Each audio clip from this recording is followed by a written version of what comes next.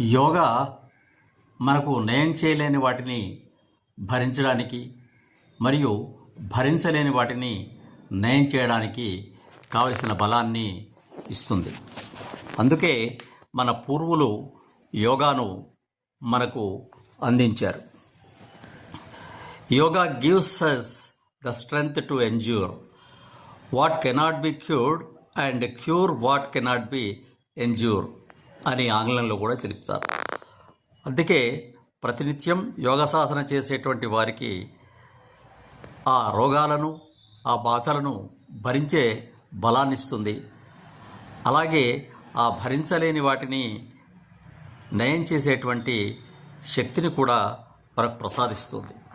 అందుకే ప్రాణాయామము, యోగాసనాలు, సూర్య నమస్కారాలు ఇవి శారీరక స్వాస్థ్యాన్ని ఇవ్వడమే కాకుండా శరీరంలో రోగ నిరోధక శక్తిని పెంచి రోగాలతో పోరాడేటువంటి బలాన్ని కూడా అందజేస్తాయి. కాబట్టి మన పూర్వీకులు ఆచరించిన యోగా మనమందరం కూడా ఆచరించి నిత్యం సాధన చేస్తూ ఆ సాధనలో మన ఆరోగ్యాన్ని కాపాడుకునే ప్రయత్నం చేద్దాం.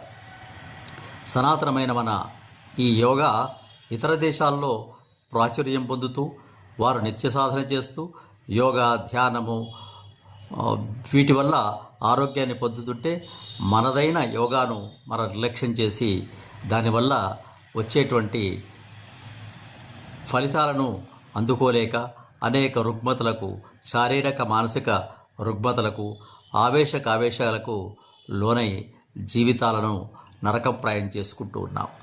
అందుకోసే మనదైన యోగా, మన భారతీయ సనాతన ఋషులు మానవ కళ్యాణం కోసం ఏర్పాటు చేసినటువంటి ఈ యోగను అందరూ కూడా ఆచరించండి. దాని ద్వారా ఉత్తమ ఫలితాలను పొందడానికి ప్రయత్నం చేయండి. దాని నిత్య సాధన చేస్తుంటేనే దాని యొక్క ఫలితాలు మనకు సక్రమంగా అందుతాయి.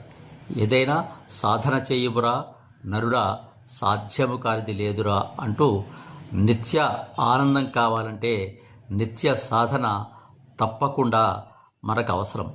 దీంతో బీపీలు, షుగర్లు, హార్ట్ ప్రాబ్లమ్స్, మిగతా అనేక రకాలైన రుగ్మతలకు మందుగా ఉంది. శుభం భూయాత్. స్వస్తి.